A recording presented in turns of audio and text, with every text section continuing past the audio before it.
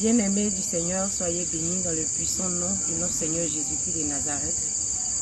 La grâce nous est accordée ce soir d'être encore avec vous pour pouvoir partager avec vous le témoignage de notre sœur Oné Lydia.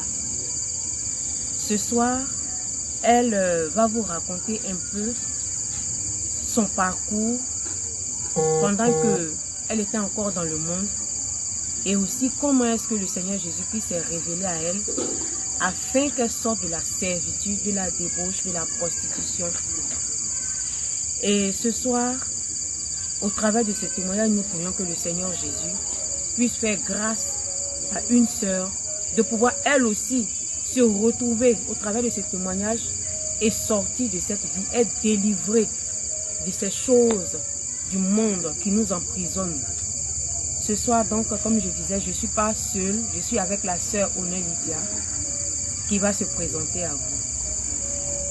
Shalom, moi c'est la sœur Oné Lydia, je suis bêté, je suis de Gagnois.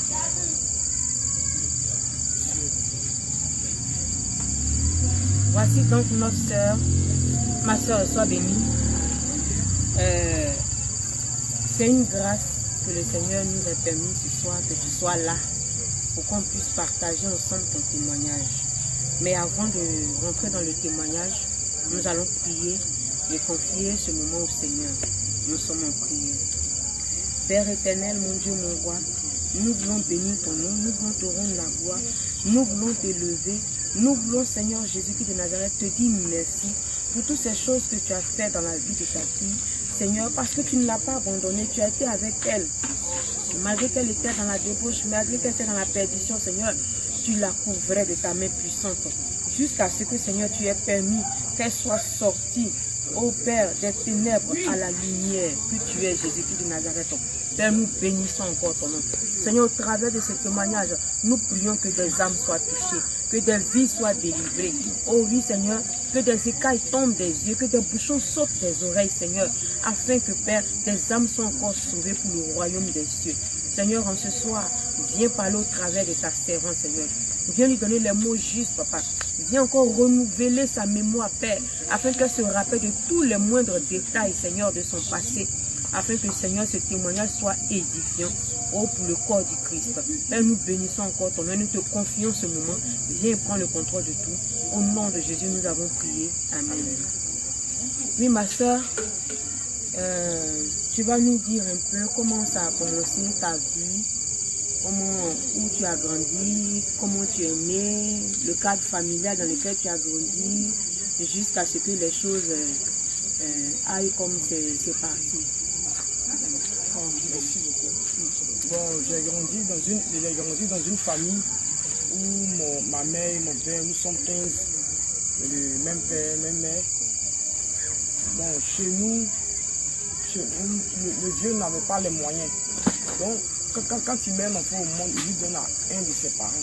Et c'est la personne qui te met à l'école. Maintenant, si la personne ne t'a pas mis à l'école, ça maintenant, ça c'est ton problème. Et moi, mon numéro à qui ils m'ont donné, elle ne m'a pas scolarisé, elle ne m'a pas mis à l'école. J'étais là-bas. Et quand j'ai grandi un peu, ma grande soeur est partie me prendre. Parce que puisqu'elle était à Abidjan, elle allait me prendre pour que je reste avec elle à Abidjan. J'avais 10 ans en ce moment-là. Et quand je suis parti chez ma grande soeur, il y a eu mes morsures à l'âge de 10 ans. Et j'ai eu mes morsures, vraiment, tout le monde était choqué. Tout le monde était mélangé à la maison. On dit, mais qu'est-ce qu'il y a? On dit, ils l'ont violé. J'ai dit, non, ils n'ont pas violé, que c'est venu sur le coup. On dit, non, c'est pas possible. Tu peux avoir tes morsures. Maintenant, tu es trop petite pour ça. Et ils m'ont emmené à l'hôpital, ils ont fait des examens, le médecin a prescrit des médicaments. Et le sang là s'est arrêté pour que j'ai au moins l'âge un peu avancé pour que les morsures vont revenir. Ah, donc c'est venu un moment, après ça a été interrompu pour revenir après. Vraiment. D'accord. Donc c'est comme ça, après, quand il y a eu, je suis parti dans les 12, 14, c'est revenu. Ma grosse m'a dit, parce que là-bas, on partait dans les églises, là-bas l'âge. Là-bas, là, tu vas aller, tu peux t'habiller comme tu veux. Tu peux te mettre dans n'importe quelle tenue que tu veux. Ça ne pose pas de problème.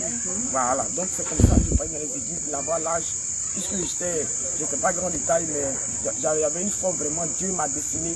J'avais presque tout. Donc, en tout cas, j'étais lancé, comme on peut le dire. Donc, c'est comme ça. Quand les gens me voyaient, ils pensaient que je vais faire une grande personne. Dans les j'étais une petite fille, je ne connaissais pas encore garçon. Et ma grand-sœur me disait tout le temps que quand tu ne connais pas garçon, c'est un problème. C'est pas bon. Qu'il faut chercher à coucher avec garçon. Sinon, tu vas mourir. Je lui ai dit, mais je vais mourir comment? Elle a dit, non, quand tu ne couches pas avec garçon, tu peux t'exposer un matin. Et puis, c'est fini pour toi. Et sur ce menace-là, chaque fois, il me répétait ça. Et moi, ça me mettait mal à l'aise. Et j'avais peur. Je ne peux pas aller tomber sur quelqu'un comme ça. Et puis, je vais coucher avec la personne. Voilà, donc c'est comme ça. J'ai rencontré un monsieur. Le monsieur, il travaillait à l'hôtel Ivoire. Dans le temps, le monsieur, il a dit, c'est présent à la maison. Il dit, je veux marcher avec ta petite soeur. Elle dit, il n'y a pas de problème. Mais je sais quelqu'un pour l'apprendre. Il faut l'apprendre. La voici qui est là. Et le monsieur, on était ensemble. Et finalement, je couchais avec ce dernier-là. Et quand j'ai fini de coucher avec ce dernier, elle a commencé à m'applaudir. Elle a dit c'est une bonne chose, qu'une femme doit faire ça. Que c'est bien, continuer comme ça. Donc c'est comme ça que j'ai commencé. D'accord. Et qu'est-ce qui s'est passé par la suite?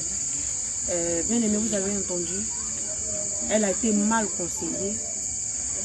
Elle a voulu, comme toute jeune fille, dès le bas âge, elle pensait déjà se marier avant d'avoir ses premiers rapports. Malheureusement, elle a été influencée par sa grande sœur qui lui mettait des idées qu'il ne fallait pas dans la tête. Comme quoi, si elle ne va pas avec un homme, elle risque d'exploser, de mourir.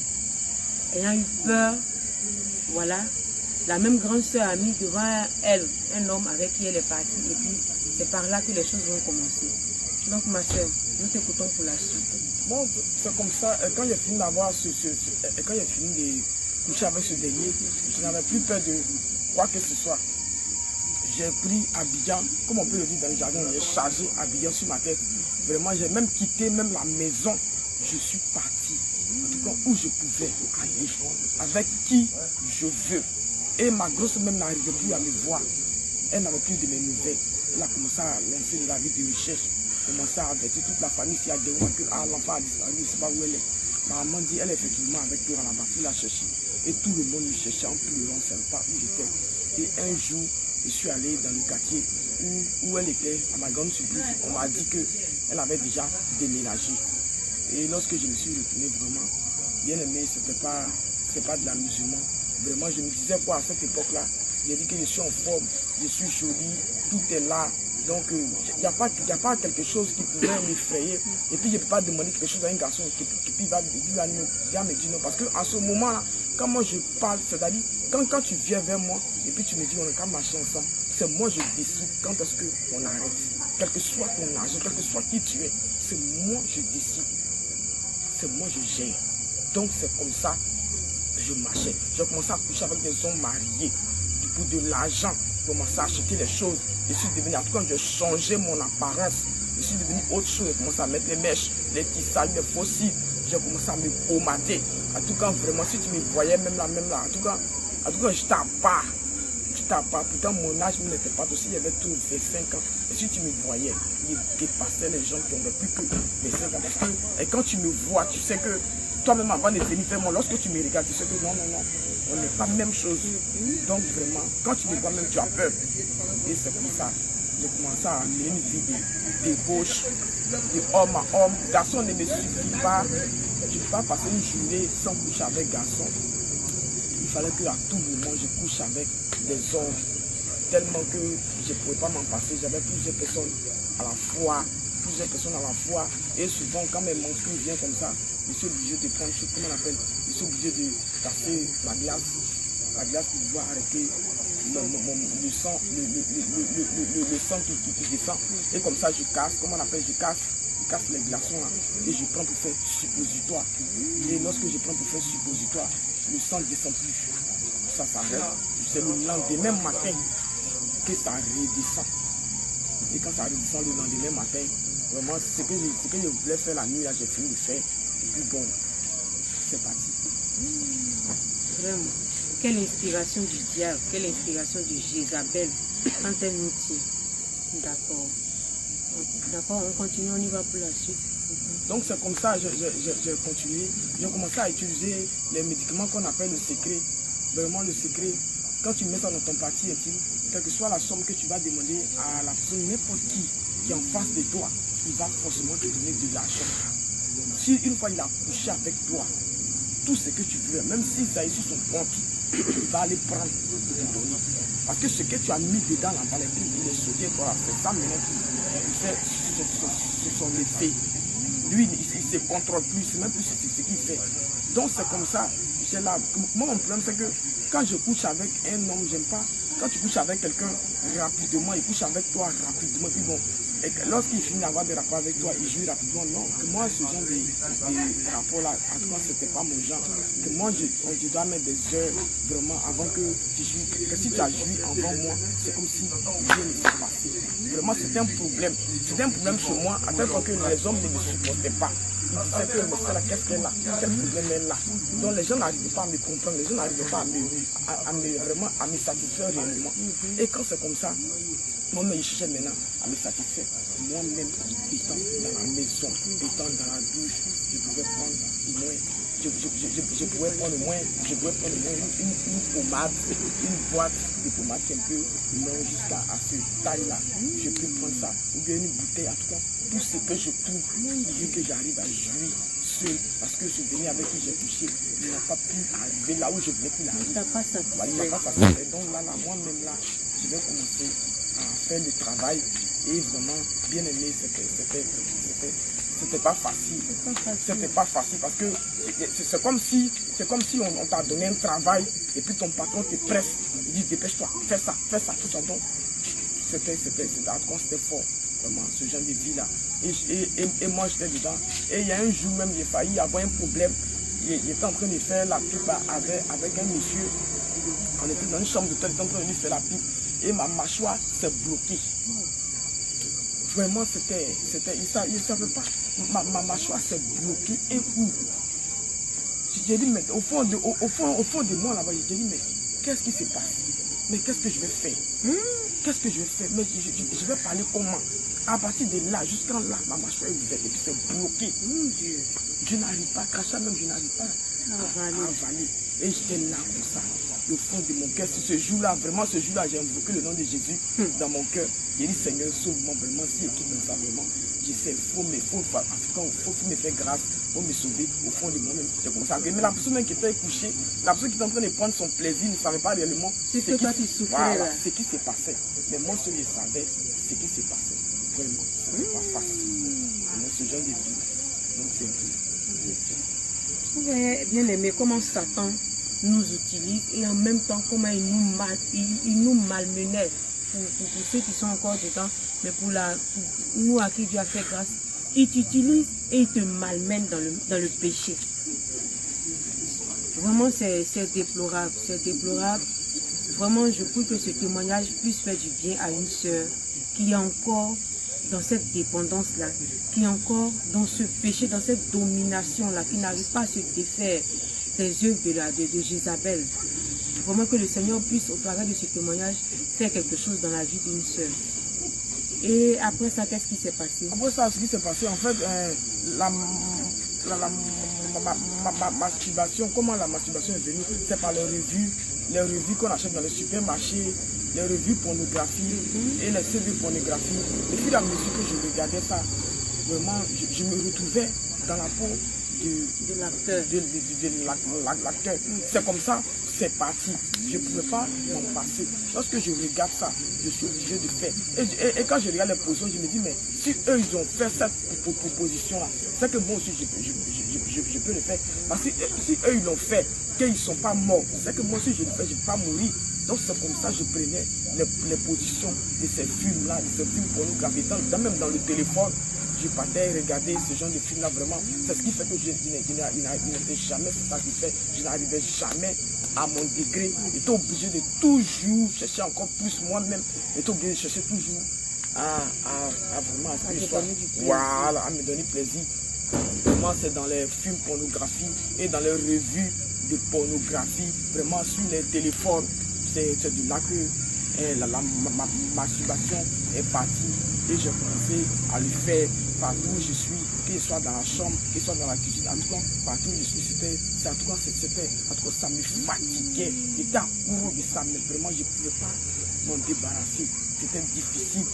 Vraiment, je ne pouvais pas. Je ne peux pas passer une minute sans faire ça. Même si je couche avec quelqu'un tout de suite là, il faut que je fasse ça là. Pour que mon cœur là-bas s'associe. Je ne peux pas. Lui qui a couché, il n'a pratiquement rien fait. Donc il faut que je fasse ça. Donc avant de faire ça, je fais pratiquement tous les matériels moyens, comme grand, petit. En tout cas, je fais tous ces matériels dans la maison.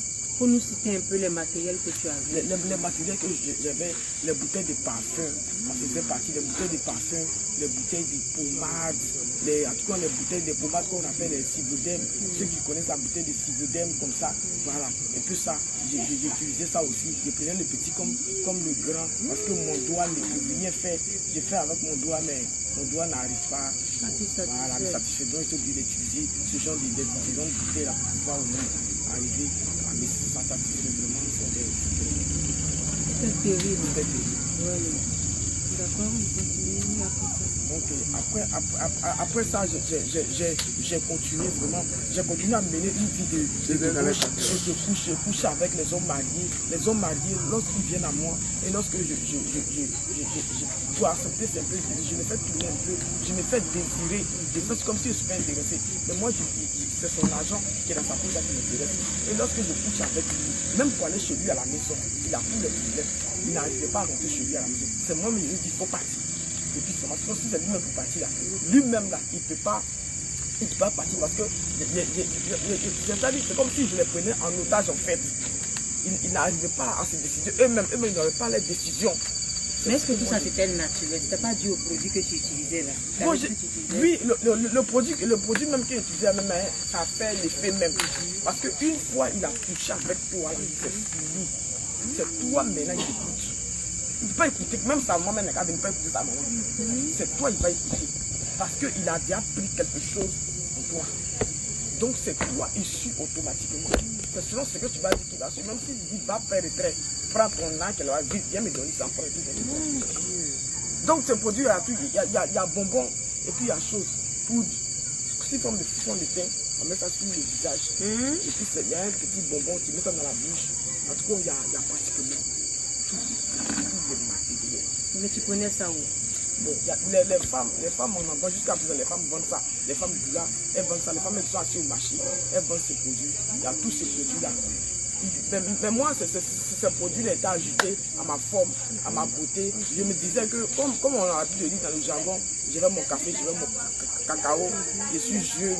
En tout cas, il n'y a rien, il n'y a pas quelqu'un qui a mis fait quoi que ce soit. C'est moi, je décide.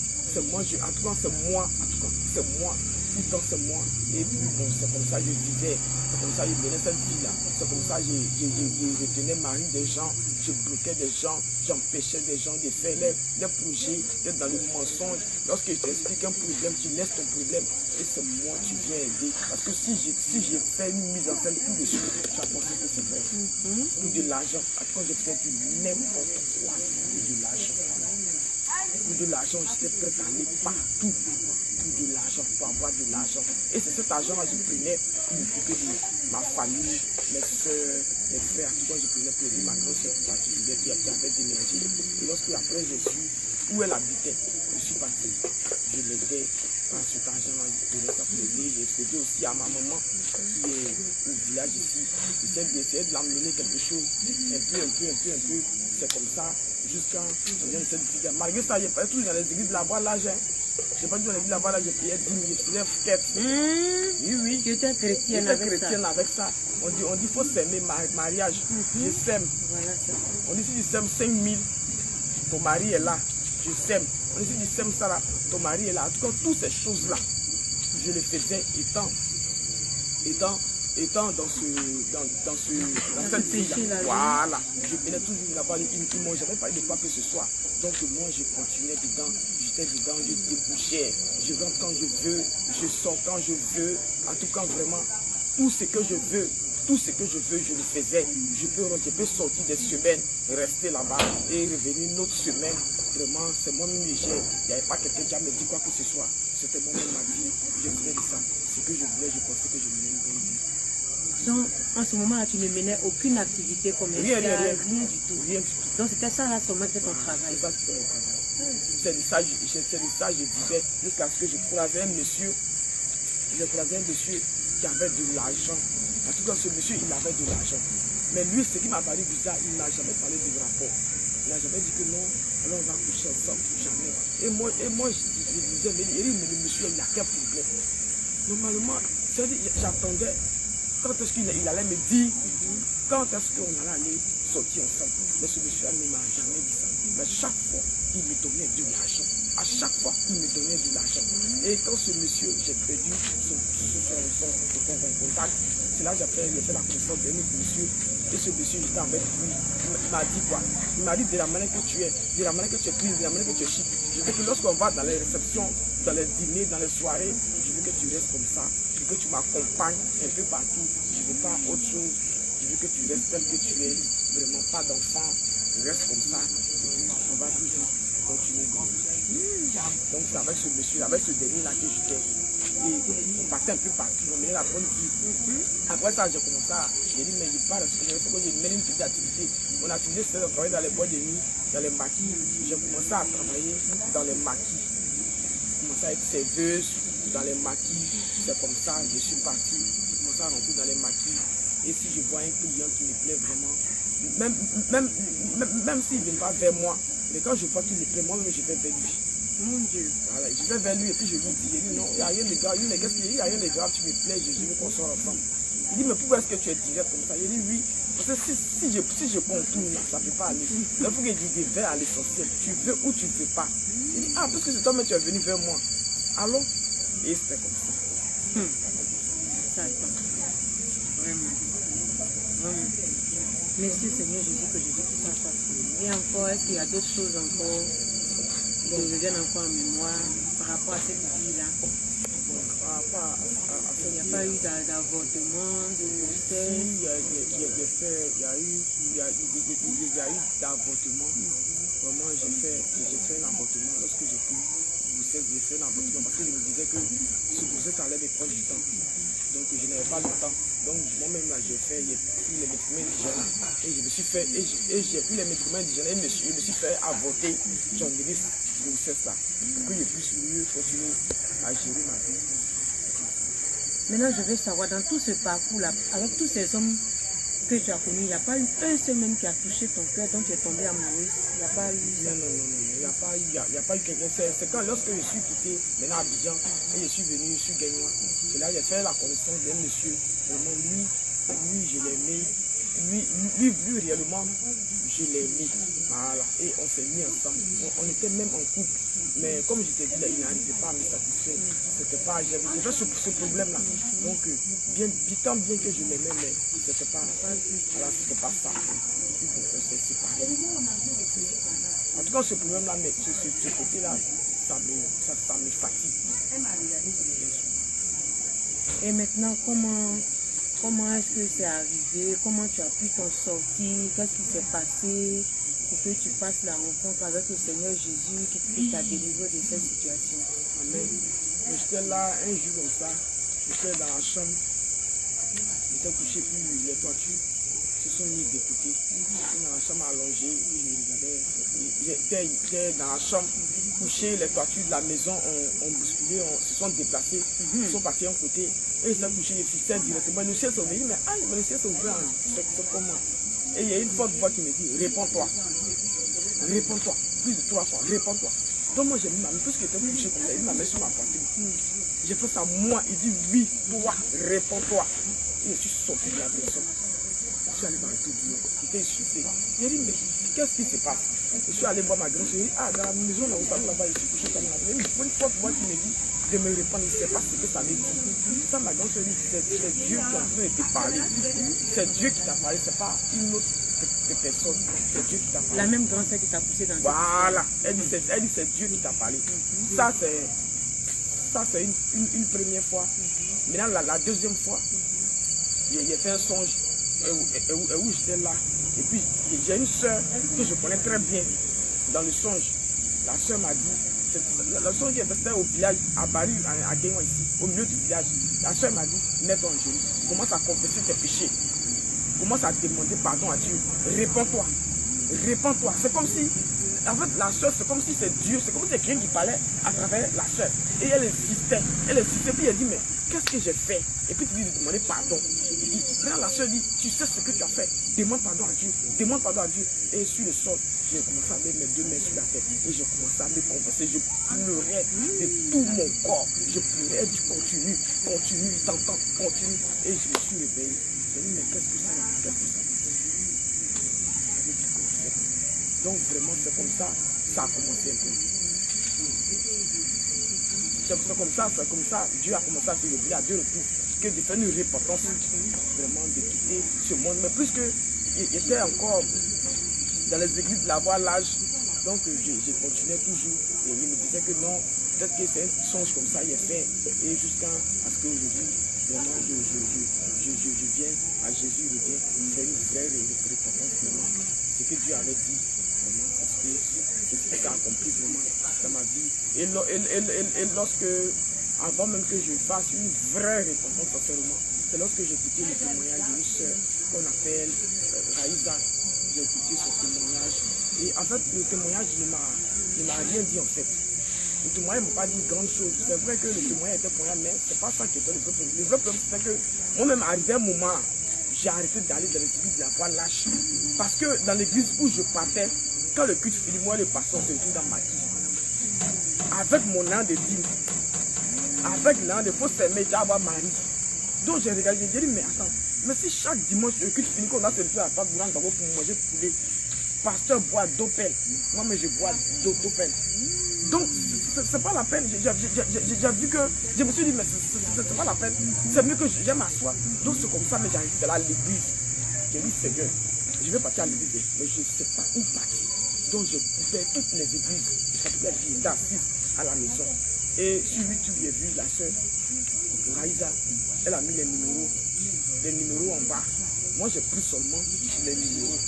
Attends d'abord. Donc, quand le Seigneur s'est révélé à 2 fois à toi, après ça, qu'est-ce qui s'est passé? La première fois, tu t'es couché, tu as vu le toit te mettre à côté. Deuxième fois, tu étais dans un songe. Maintenant, après ça, qu'est-ce qui s'est passé? Est-ce que tu as arrêté automatiquement la vie de débauche ou bien tu as fait un peu encore? J'ai fait un peu encore. J'ai continué encore. Parce que il me disait que non, peut-être que c'est un rêve, c'est un truc comme ça. Donc j'ai continué encore de mener une vie encore de débauche, aller encore dans les hôtels, coucher encore avec les gens. Voilà, j'ai essayé encore. Et arrivé un moment, j'ai commencé à me dépigmenter. Avant, je ne me pommadais pas.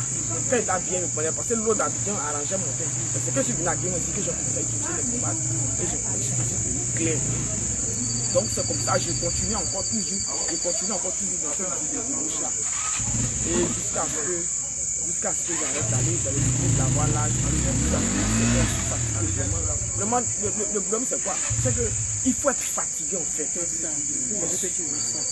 Si tu n'es pas fatigué, on ne peut pas t'aider. Même dans le monde, si tu n'es pas fatigué, on ne peut pas t'aider.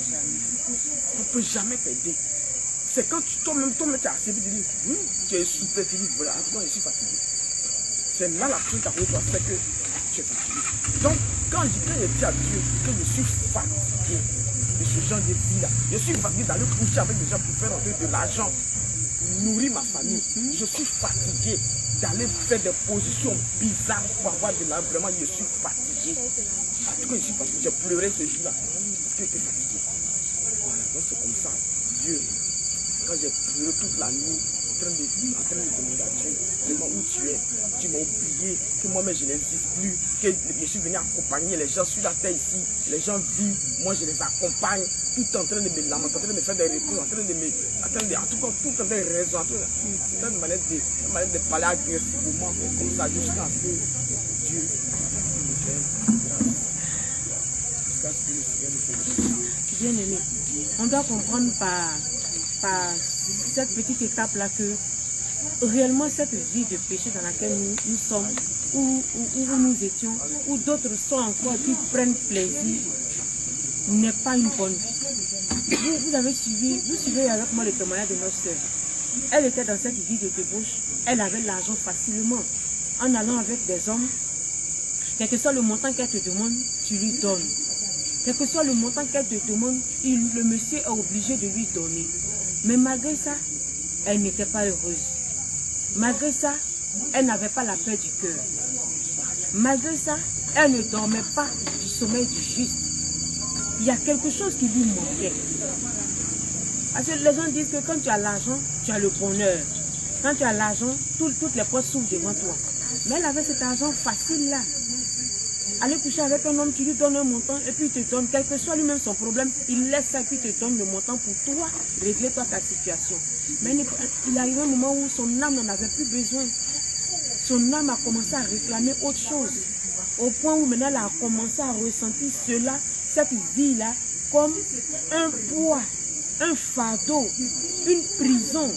Parce qu'elle ne pouvait plus. Elle ne pouvait plus.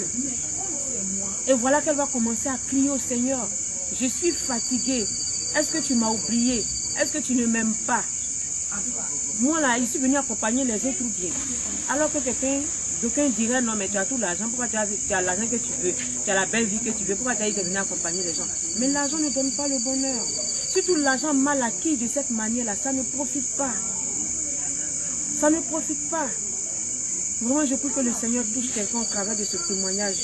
Pour que l'on sache que notre corps n'est pas une marchandise. Notre corps est le temple du Saint-Esprit. Ce n'est pas une marchandise. Et nous devons vivre pour adorer notre Seigneur Jésus. Et pas pour autre chose. Alléluia, ma soeur. Donc voilà, tu es rentré dans cette phase où tu demandais vraiment l'assistance du Seigneur. Tu pleurais devant le Seigneur. Comment les choses vont se dérouler? Donc quand j'ai commencé à chercher vraiment la face de Dieu, parce qu'il faut le chercher véritablement dans les moments difficiles, réellement. Et il faut que lui-même il voit que tu es fatigué. C'est quand il sait que tu es fatigué qu'il peut venir t'aider. Et quand j'ai commencé vraiment à lui demander, il dit papa, je suis fatigué, regarde ma situation, sans papa, rien ne va chez moi. Vraiment, il ne sait pas comment faire. Il faut m'aider, il faut m'aider, il faut m'aider. Vraiment, dans ce moment-là que j'ai commencé à faire les songes. Dans ce moment-là que j'ai commencé à voir les visions, des trucs comme ça. Et le truc même, il m'a dit quelque chose qui m'a touché. Il m'a dit un jour que, est-ce que tu sais comment les poissons se sont fait comment les poissons ont fait pour se retrouver dans la mer? Il faut me lamenter une nuit. Il dit, est-ce que tu sais comment les poissons se sont retrouvés dans la mer? Et quand quelqu'un va pêcher, quand quelqu'un a un hameçon et il va à la pêche, il faut mettre quelque chose sur la maison avant de jeter dans l'eau. Tu ne peux pas jeter la maison dans l'eau. Il faut mettre quelque chose pour le poisson, ça attire le poisson. Il va jusqu'à me dire que mon père est le vigneron et moi je suis le saint. Alléluia. Et vous êtes les saints. Amen. Vraiment, ça m'a touché cette parole. Il dit, mais qu'est-ce que je fais? Il dit, qu'est-ce que je peux faire? Qu'est-ce que je peux faire? En tout cas, la nuit, je n'ai pas dormi.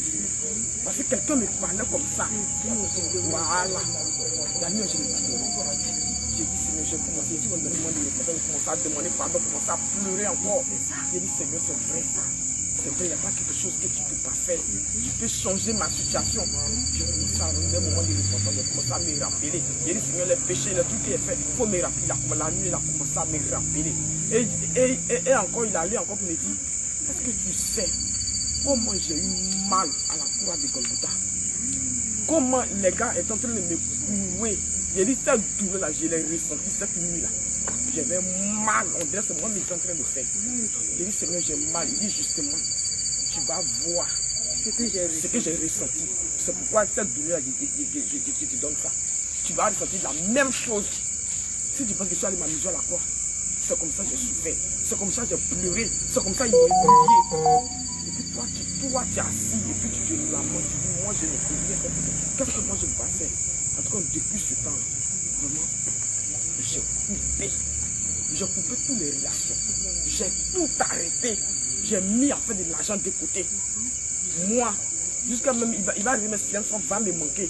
C'est du jamais vu. J'ai tout arrêté. J'ai commencé à brûler mes choses. En tout cas, j'ai commencé à me laisser tout. J'ai dit, si, c'est pas comment mon prochain va se retrouver dans la mer. C'est que moi, maintenant, il y a quelqu'un de problème. Je n'ai pas de problème. Il dit, c'est moi, j'ai créé la terre. Est-ce que tu sais comment j'ai séparé le jour et puis les ténèbres? J'ai dit, papa, je ne sais pas. Je dis, reste tranquille. C'est moi. Je suis Dieu. Je suis capable. C'est pas ton cœur, papa. Donc, c'est comme ça. J'ai laissé. Je suis quitté. J'ai abandonné les hommes, abandonné tous les choses. Maintenant, comment tu as rencontré le témoignage de ta sœur Raïssa? Qu'est-ce que ça t'a fait?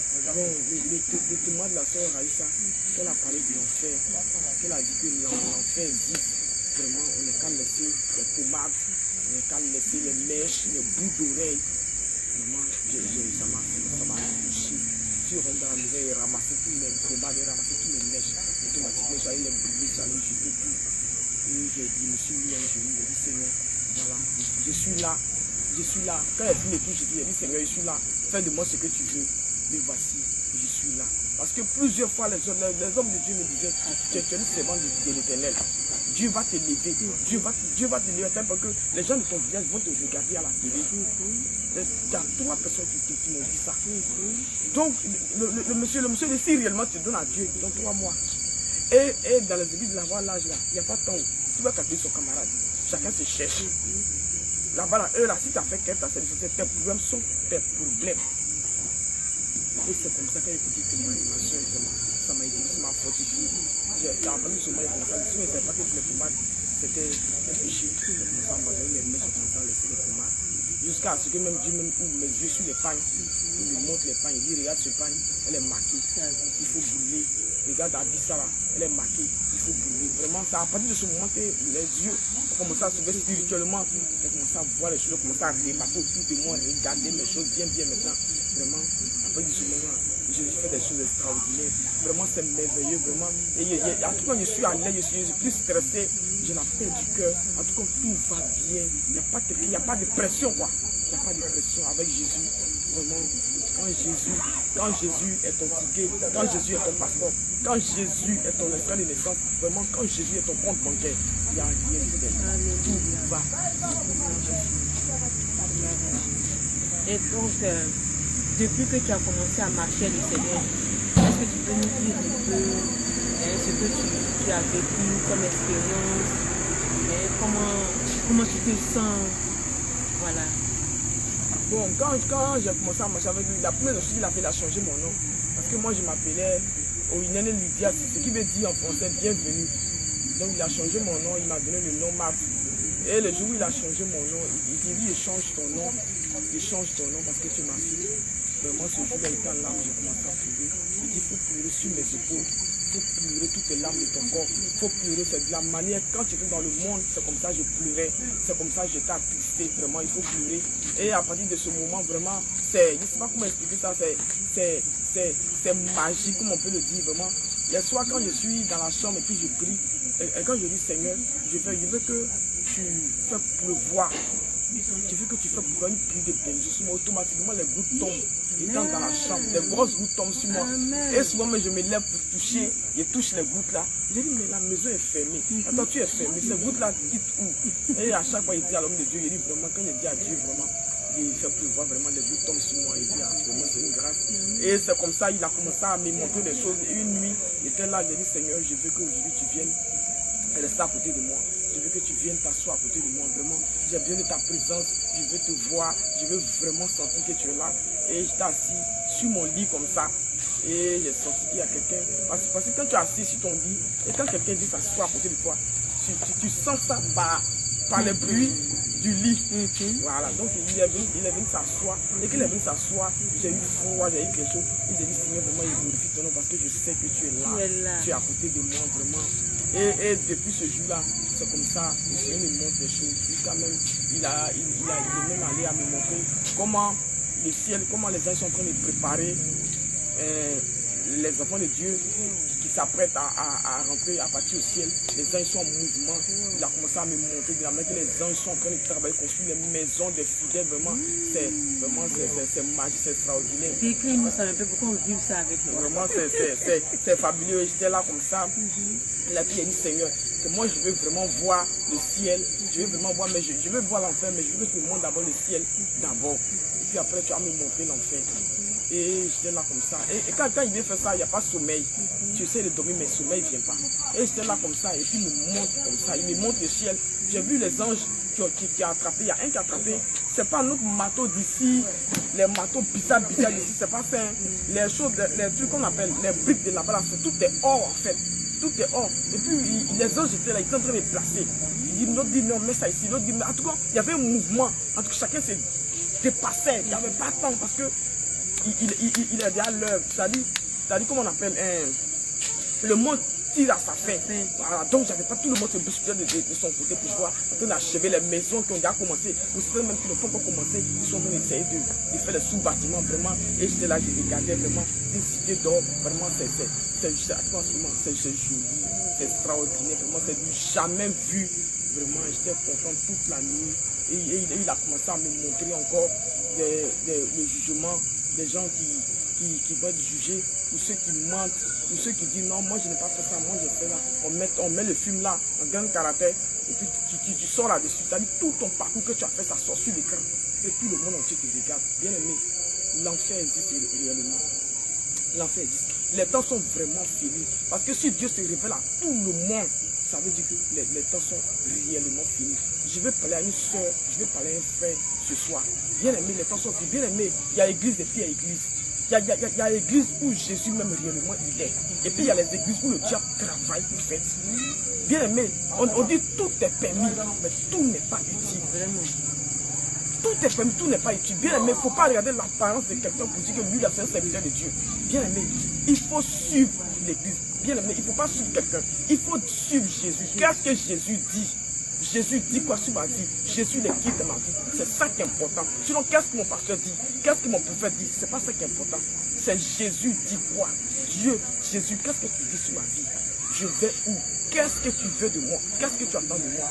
C'est quand tu marches avec Jésus que tu vas avoir le ciel. Quand tu marches avec Jésus, tu vas rentrer au ciel. Mais sans Jésus, tu vas taper pour tout. Bien aimé, réellement, j'ai vu un vraiment s'attacher à Jésus, dans ta vie à Jésus. Le Seigneur l'éveille, il est fidèle, il est là, il fait toutes choses. Vraiment, c'est extraordinaire, c'est magique.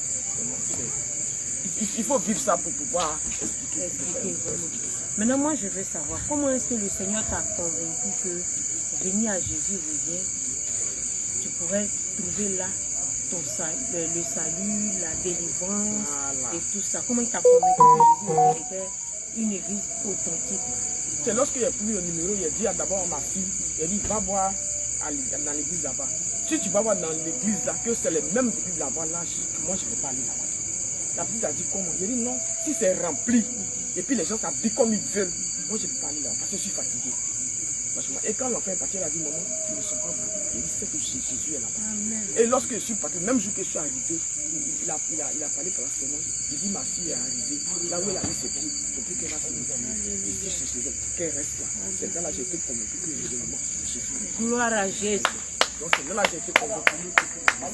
Gloire à Jésus. Alléluia. Donc, bien aimé, voici notre moment tire à sa fin. Voici le merveilleux témoignage de notre sœur Marthe. C'était Lydia auparavant, mais le Seigneur lui a fait la grâce aujourd'hui de renaître de nouveau. Et elle s'appelle Marthe. Et voici un peu son parcours. Comment est-ce qu'elle a commencé dans cette vie de péché et comment est-ce que le Seigneur Jésus l'en a délivré. Je pense que et dans cette marche avec le Seigneur Jésus, elle a vécu beaucoup de choses. Et je pense que ça va faire l'objet d'un deuxième témoignage, d'une deuxième partie. Voilà. Donc pour aujourd'hui, c'était pour qu'elle nous dise comment est-ce que les choses ont commencé avec elle et comment est-ce que Jésus est rentré dans sa vie. Et il va faire avec elle de grandes choses. Il va lui faire découvrir de grandes choses. Il va lui révéler de grandes choses. Et ce sera pour la prochaine fois. Vraiment, nous prions, nous espérons que ce témoignage vous a touché et vous a fait du bien. Nous bénissons le nom de l'Éternel pour la vie de sa servante.